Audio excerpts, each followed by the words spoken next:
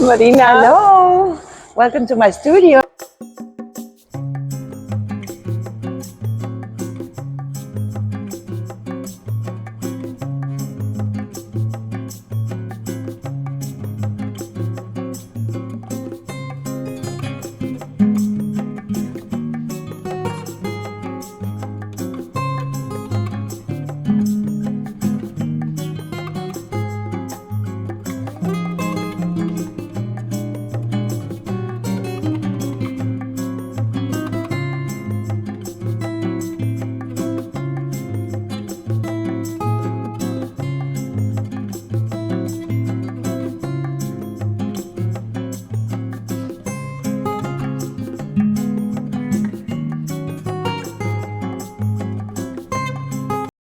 Hello, how are you?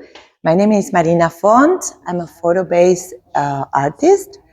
And even though my medium is photography, more and more I'm less interested in photography as a conclusion, but more as a starting point for more elaborate pieces that I intervene with materials that add symbolism and context to the concept that I want to portray. This is the first time that you and I are actually meeting in person, although we've talked a lot because you were in one of my exhibitions a few years ago. I remember that I emailed you because I fell in love with your work. And I said, I have to have one of your pieces in my show. And you're probably like, who is this crazy woman that is calling me? But you were lovely and you were so kind and you let me have the piece. And Dina Matrani let me have the piece. And I'm such a fan of your work. So I'm so grateful that you're allowing me in the studio. And Love Have No Barriers is still one of my favorite pieces of yours. It's moving and stunning. And I just love it. So I'm very excited to be here. Thank you so much, and I'm so lucky to have you here and to finally meet you in person. Thank you for visiting my studio. So first, you're originally from Argentina. Yes, I was born in Argentina, moved to the US when I was 26 years old. So I've been in Miami, working and living in Miami for almost 27 years. I reached that cross point where I've been more in the US than in Argentina, actually. How did you end up coming to Collective 62? So, Because this is all women artists, isn't it? This is all women artists. It happened, I think it happened organically. I was one of the first ones to come to this building. It was actually during the pandemic that I asked the founder, Nina, to please let me in and make me a room, because I had at that time the studio at home and my kids came back from their respective colleges and I needed a place to work. So I was one of the first ones here. And then after the pandemic, all the studios were available for rent. And a lot of men came to see it, but only women stayed and only women rented. So it happened organically, but now is what identifies the space. Yeah. So you have a lot to show me. All right. Where do you want to start? So, my work normally explores all the inner threads that constitute, all the aspects that constitute someone's identity. And it's something in constant mutability and a constant change. And so growing up in Argentina, I was very influenced by psychoanalysis. Psychoanalysis is the current, the everyday bread, I will say, because almost everyone does therapy. It's almost the opposite that I found here, that it was a little bit of a taboo. There, if you don't do therapy, it's considered that you're in denial. We all have something to work with, right, about. So, but growing up there, influenced by psychoanalysis, I was always disturbed by Freud's approach on womanhood. And he appropriated a term used in colonialism at the time, that it was called dark continents, used to denominate those continents that were unexplored and that they knew very little about, mainly Africa. And it had some other connotations, but what bothered me is that term he said that we women were the dark continents of psychoanalysis. So based on that quote of his, I decided to photograph the image of a female body in the way that we see it in an anatomy book, almost like a scientific, approach, a medical approach, like psychoanalysis was at the time. Mm-hmm. And the body became a continent to be explored. And through the act of embroidery and using textiles that is historically associated with the feminine, I aim to bring to light and also literally to the surface things experienced by the body from a female perspective. Almost like an attempt to blend the division between the internal and external body. And this pose is also a pose of openness and vulnerability. Yes. And had many other connotations in Hinduism and Catholicism, and many other things. But the woman there is open and exposed and ready to have her voice. The background of the piece, so it's a photo-based piece. I print the image on photo canvas. Yes. And then I outline the figure and paint the background with gesso, which is a paint that has a very, very flat finish, almost like a chalkboard that allows as a metaphor to rewrite. Let's rewrite the way we speak about women and rewrite, in a way, history. But also, I did it in a textural way, so it implies the mystery of the human mind and the many layers of the unconscious. This piece is called Rebirth, and I have made the flowers with linen, and I embroidered the piece, and it symbolizes, this generation of women that can flourish, thanks to past generations that have done a lot of work for women to have a voice, for women to have a presence. And we need that now. More than ever. I made this work and had the first show in 2016 for this body of work. And it was right at the moment of the Women's March. Yes. So it was just a coincidence, but it was so relevant at the moment, and I think it's becoming relevant nowadays. Mm-hmm. So the first approach was more into this historical association of women, maternity, fertility, and the second phase was called Mental Maps, and it's more women and the social construct. So you see a lot of heads, a lot of kind of nets, structures that symbolize that. You studied photography originally? So I studied design when I was younger in Argentina, but then I have an MFA in photography. And all my works are photo-based. Even though you see a lot of textiles, everything is photo-based, has a photography component. Yes, but I like the same way I don't like to frame women in one place. I don't like to frame photography in one place. As when I studied photography at the beginning, I studied in a very purist way. The perfect print, spotted and matted. And I like that nowadays photography can cross mediums and let the work evolve with time and not be confined to the moment where the shutter is triggered and that's the final work. So I like to reason and to have the work telling me over time what it needs to be done. I've seen that you've started incorporating a lot of textiles. Do you enjoy that? You enjoy working with fiber? I do.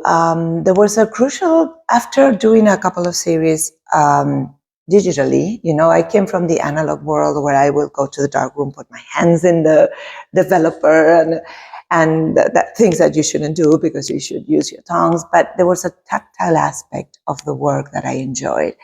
And after working a couple of series digitally, I felt this detachment to the work, from the camera to the computer and then to the printer.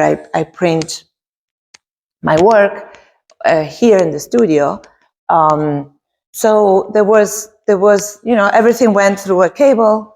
So there was this detachment of the sense of touch, of being more involved with my hands in the work.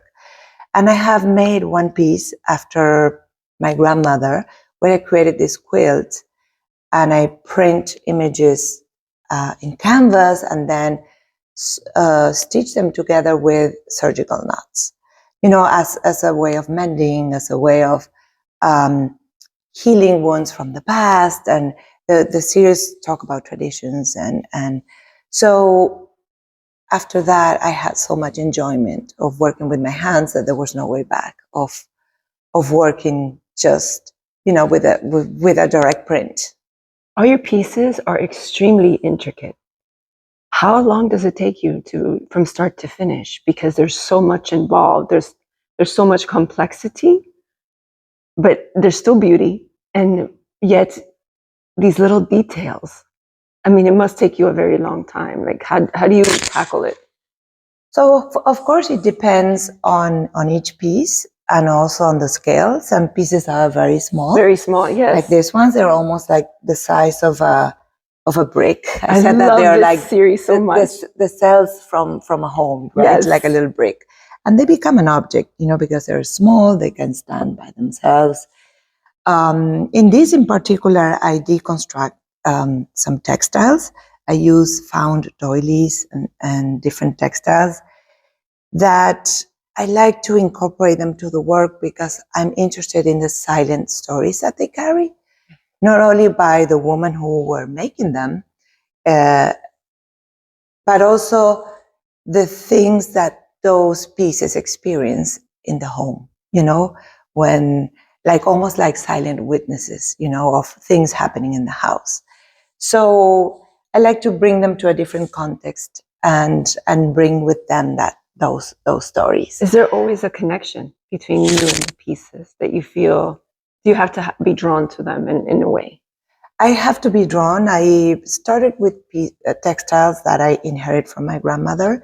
They're personal. Then they're very personal. That always starts with the personal, but then I think they speak more about the universality that it's to be a woman in contemporary times. So I started buying them in markets. Some people bring them to me, and then some I buy online. Nowadays we have that possibility, but they all attract me for a specific reason. This was part of a blanket, a massive blanket, and for me these were little cells, that also could be mandala. So they have multiple interpretations. But I have to have like a first attraction to each particular. And if they have stains, I even embrace them more because they're part of a life lived. Here, I can show you an image of a large scale piece. Some pieces you've seen those are little, some are human scale. And in this one, I have incorporated the doilies. And each of them is from a different part of the world and they have different techniques. For example, this one is made by separating the threads, not only by counting knots or points. And some of them I left the imprint in ceramics. So this installation involved also ceramics, where I left almost like fossils. And when I was firing them in the kiln, some of them broke. And I was ready to throw them away. But then I said, wait, this is the ones that crashed. Instead of becoming stars or becoming part of the universe, they're the estrelladas, yes. So I think they become like an important part of the piece. So you've dealt in ceramics as well. I didn't even know that. So I cannot consider myself a ceramist, but I enjoy doing some pieces with ceramics. Yeah, I have architecture is also a big influence in my work. I see that, and I love that. For example, in these pieces here, the series is called Architecture of the Mind. And so when I have turned 21 years old, I have lived in 22 homes. So the idea for me of the childhood home is more not only related to the landscape, but also more to this projection or imagining the new spaces. My father was a constructor, and he will take us to the new fields to kind of imagine, how do you imagine a house? Which way would you build? So I don't have that memory of a house in particular where I grew up, but more into this exercise of projecting spaces and living. So I have created 22 pieces that constitute this series, Architecture of the Mind. And I have created these constructions that emulate blueprints, and not of an actual home, but an imagined one. Yes. But I made them with the things that relate to the intimacy of the home.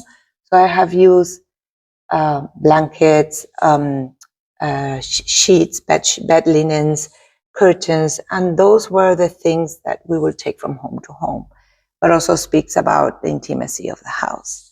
So that's, some of the architecture involved.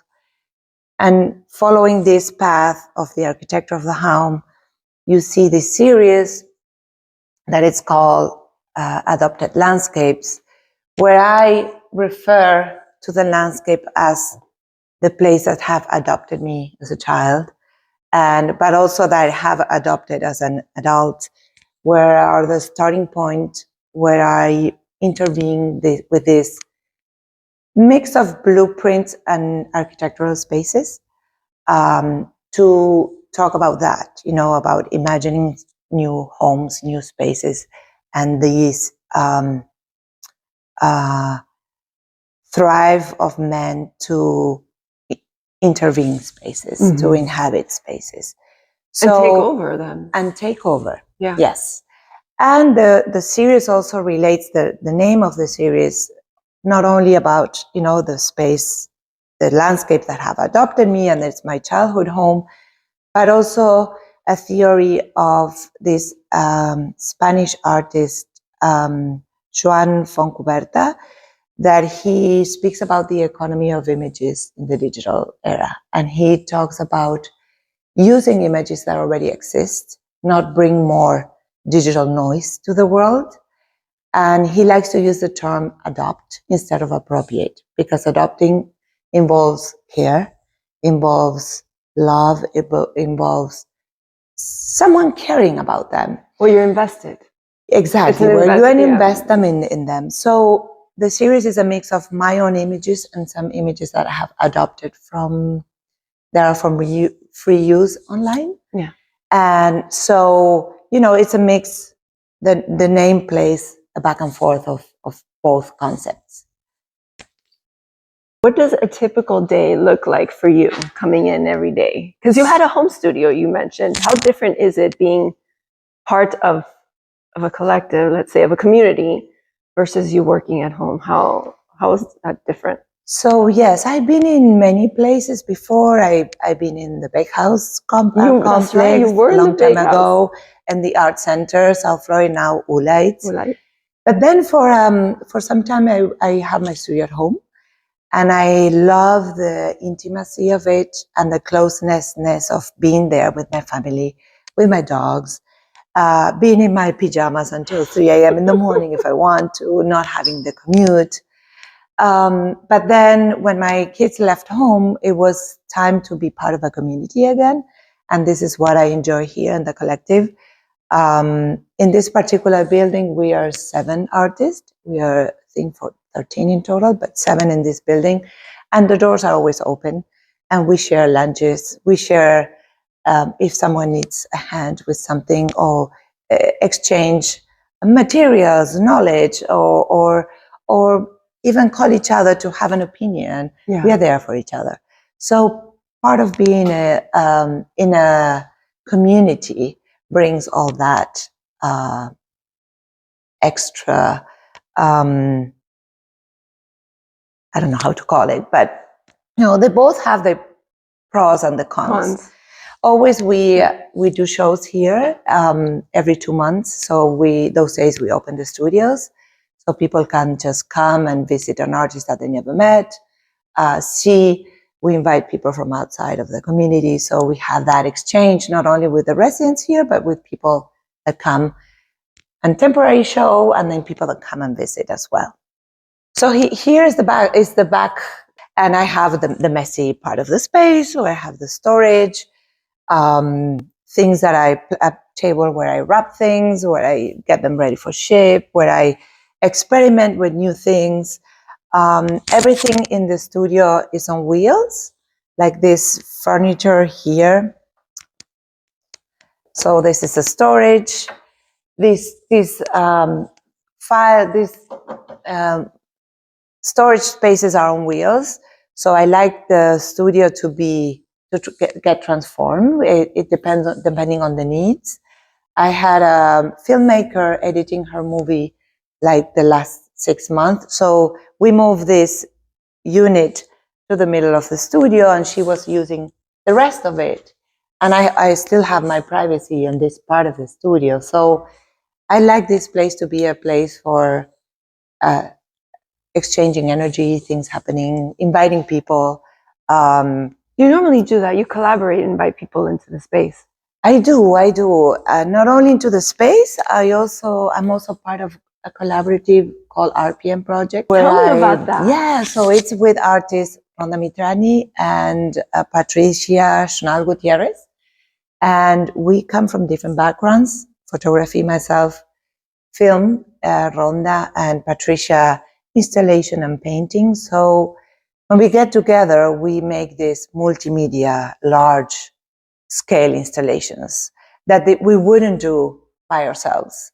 So the beauty of it also is that as an artist, you can be very isolated and very self-centered in your work.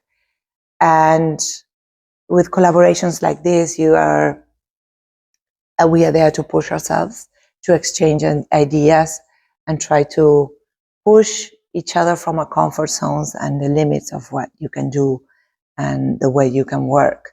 So it's been a great ride with these ladies. So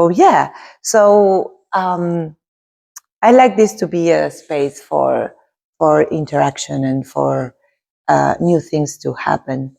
Last December, we have 2 artists from Argentina here.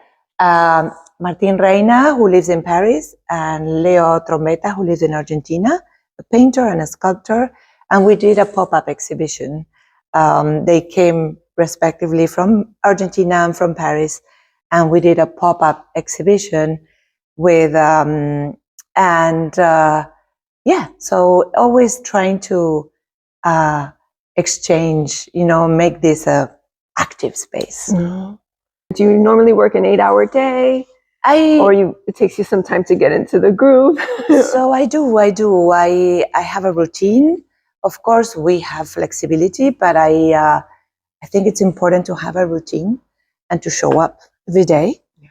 And even if that day you're not doing physical work, you have time to think, you have time to write, you have time to, so there's always things to do in the studio, even though it could not be the physical piece, you have to archive your work. So a typical day in the studio is not just about doing the work. Right. It's everything else. So I try to have a routine, showing up every day. And I normally come like around 10 in the morning. I like to do my exercise before, and then I stay as long as the day goes by.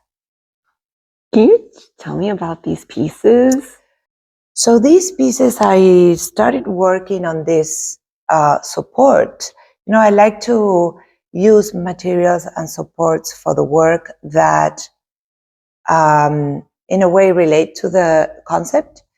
So I started using this called photo blankets, where there's a machine that interprets the digital file and weaves it into a called photo blanket. I'm seeing your piles. Those are my piles. Those are, I say that that's my palette of colors. Like my pencils or my. Because I don't like to refer to myself as I embroider, but I draw with thread.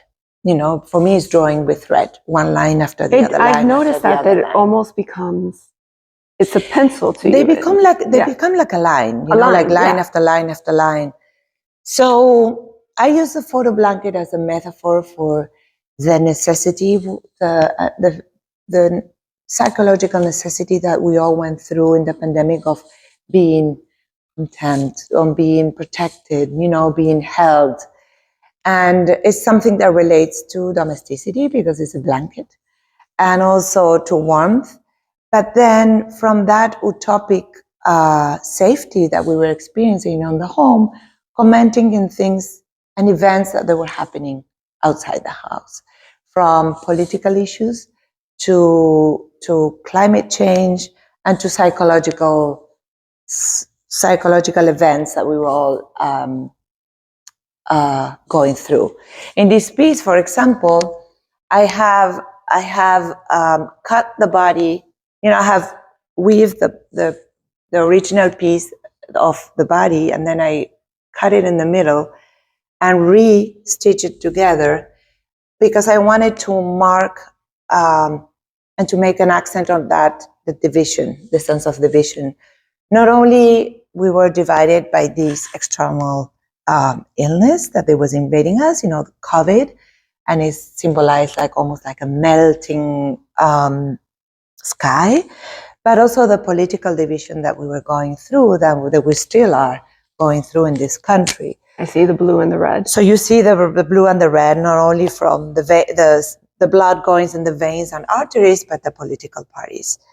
And there's always a little bit of hope in the pieces, the racing of waters, they become purple as a hope and an attempt that there will be unity in this country. So this piece is from when we have the past election, and it's still relevant, or more relevant these days, talking about the divisions and almost the internal war that this country has become. Yeah. So this piece here, it's pretty recent. And, even though our textiles, they're photo-based, and here I'm using the negative of the image.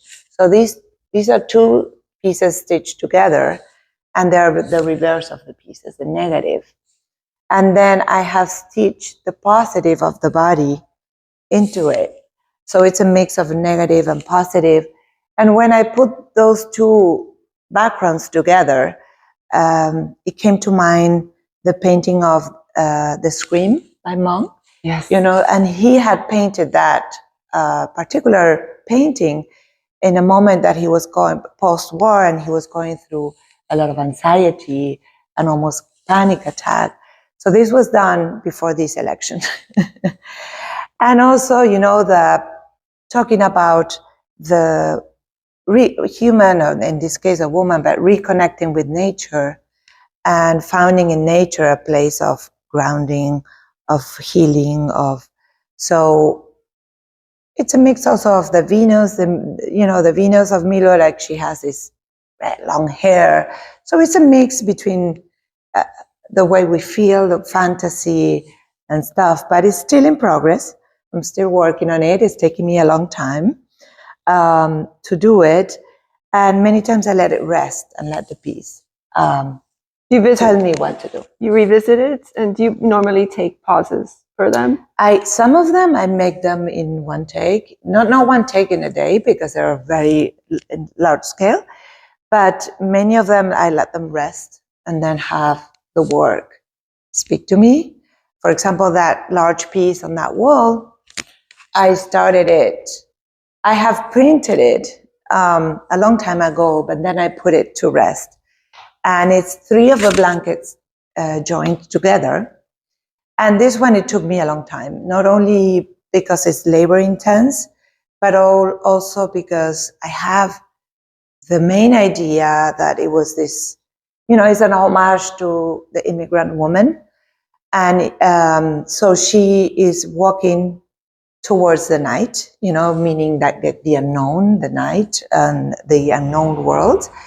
But she's carrying the full moon with her and all the connotations that a full moon, But I have done the work with the moon, but the rest took me a long time to process, to experience and see what the piece really was telling me, what was needed. So it's also inspiring the surrealist painters, um, almost like this unknown, crazy world. Marina, this is absolutely stunning. So this is the largest piece that I have made. Is 80 inches by 180. My gosh. So it's three of those blankets joined together. I don't know if the camera will do it. It's so beautiful. It was even going to do it justice. My gosh. And the details are just. So some things are, I of course I think about the piece before, but some others are accidents that happen that I try to embrace.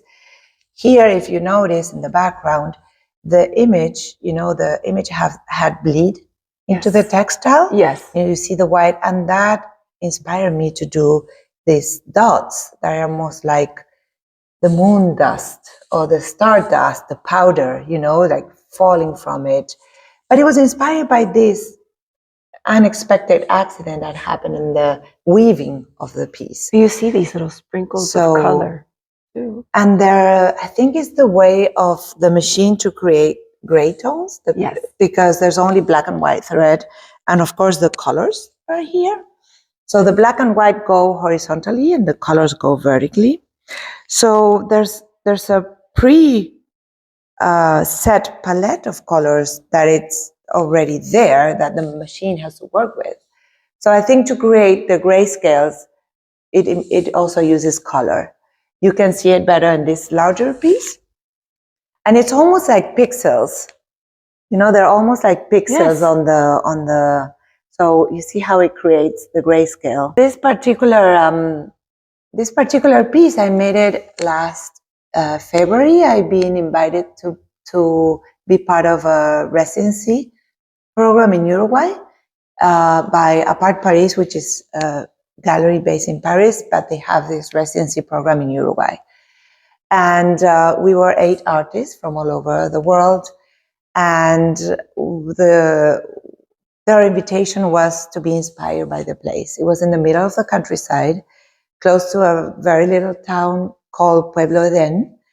And it's like an oasis in the middle of the countryside. And the first 2 days we were exploring the grounds, and I found this abandoned home that had no history. They didn't know what it was used for. It was part of the property. And I got immediately thrown to it. I got a call to work in there. So I have converted that place that the roof was missing. It was in ruins, and I can show you images later, into a temple to venerate or to make homage to nature. So I have taken one of the textiles without intervention, just in case I wanted to work. I wanted to tie it to my work. And I created the figure that for me symbolizes Mother Nature. Nature is a mother, is a woman. And so the figure is here, someone that is crying, but it's also sweating for all the things that are happening in this world. But it also shows the resilience of nature because she's still fertilizing the grounds. Right. That's right. And her crown is cracking, but I had a hard time finishing the crown, not to make it too cliche, having a connection for her being the queen of nature, but not so obvious. And in one of my walks, that I was making every day to this abandoned place, I found this little piece of sheep wool that it had been tangled with a tree. So it was mixed, the wool with some little branches of a tree. So I picked it up, and that became, the coronation of the crown, like nature in its rawness. That's wool in the more natural state, directly from the sheep, and those little branches for the tree that they were around. So my first instinct was to fix that abandoned house, make a roof.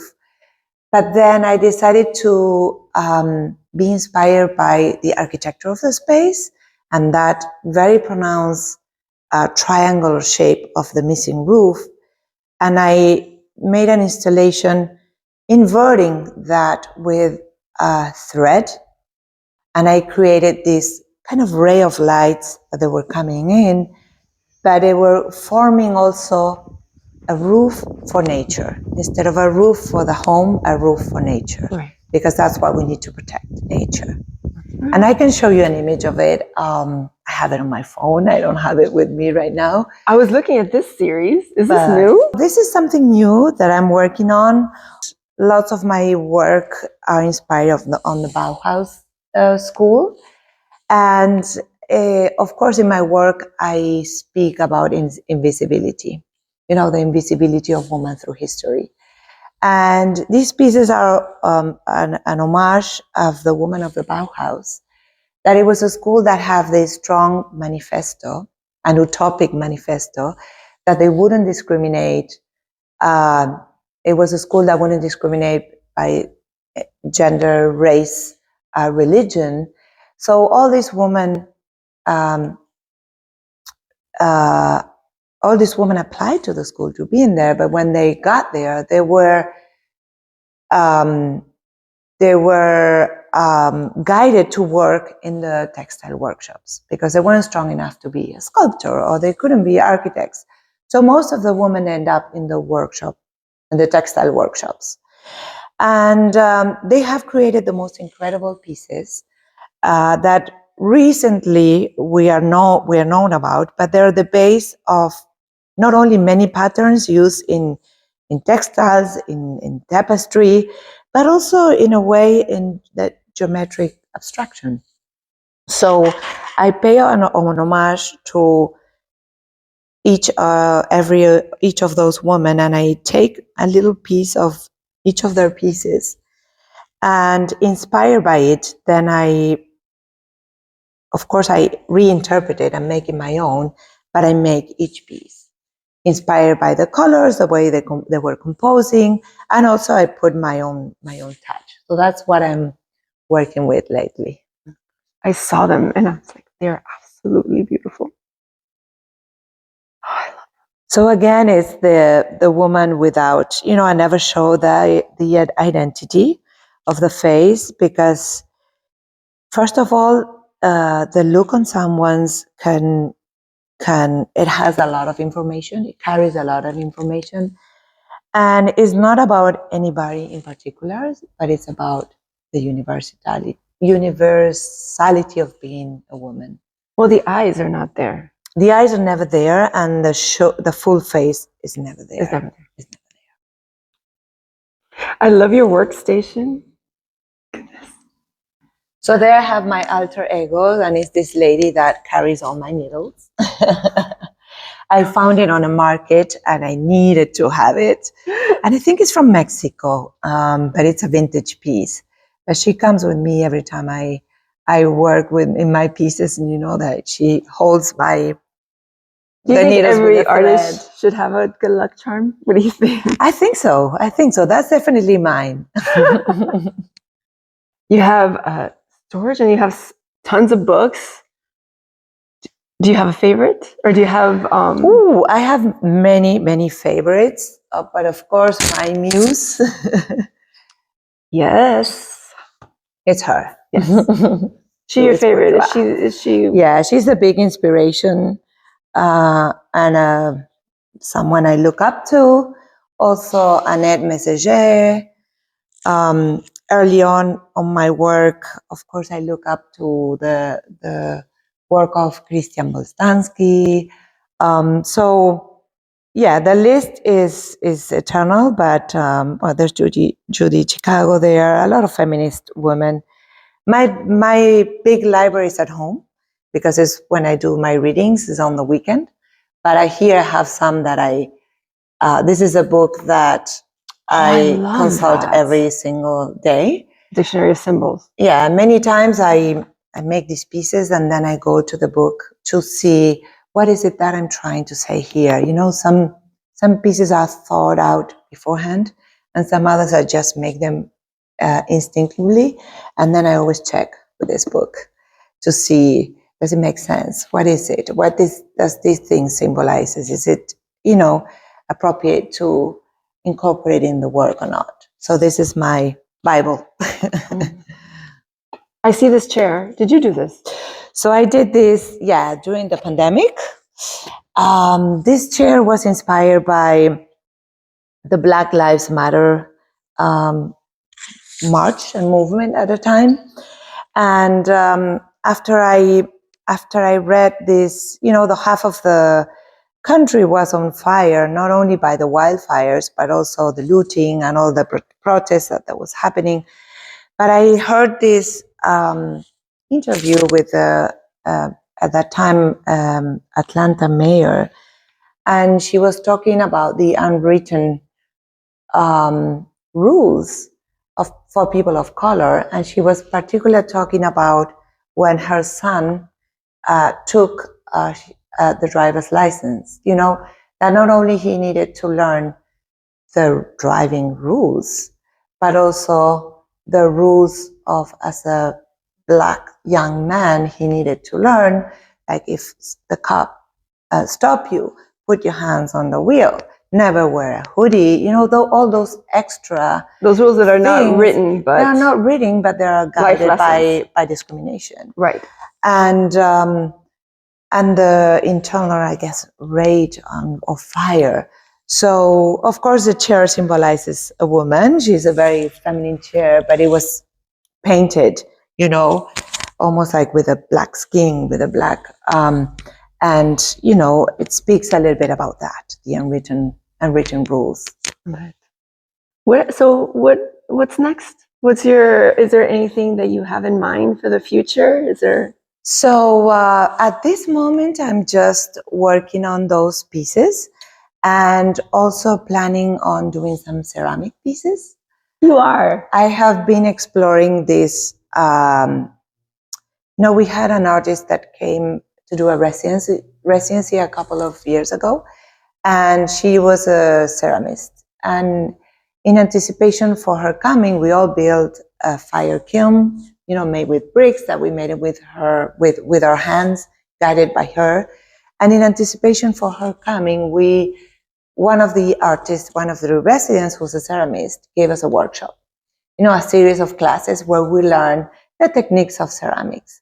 And after we have learned some techniques, we were doing utilitarian objects because we wanted to make this table where we host with the pieces that we have made. But I started to do my own works. And based on that architectural spaces that I was talking about, I made these pieces here. These are incredible. Now, these for me are the sketches because I was just learning, the techniques and the way to do it. But I'm planning on making more of them and making them in a larger scale, talking about these places drawn out of memory, imagination, memory, and the labyrinth that is to navigate different homes and different spaces. So this is what They do look like tiny homes. Planning to do. They are and they're not, and some of them have like a labyrinth. If you look at this from the top, right, places that you can go in, but you can always go out. So I'm exploring that venue in ceramics as well. So I guess some of them are inspired in architects, but also on sculptors. But with these, I don't have a plan in mind. I just go and let the material talk to me and decide the cuts that I make in the clay when I have the slabs. I start from slabs. So the cuts that I make, they kind of guide me of what to add, what not to add, what to do. So I'm having fun being like totally illiterate about ceramics, but exploring a medium with a lot of freshness. I love that. So what's your advice to young artists, to students? Anything that you want to tell them that you wish you were told? I think the main advice is something that I've been told, and it's the importance of showing up every day to work. Even though it cannot be that you're working in a physical place at the time, but do the job, work, put the time, put commitment, trust your instincts, listen to your instincts, and let the work evolve, guided by what's come from the inside. It's great advice. Thank you so much, Marina, for taking the time and showing me your beautiful space.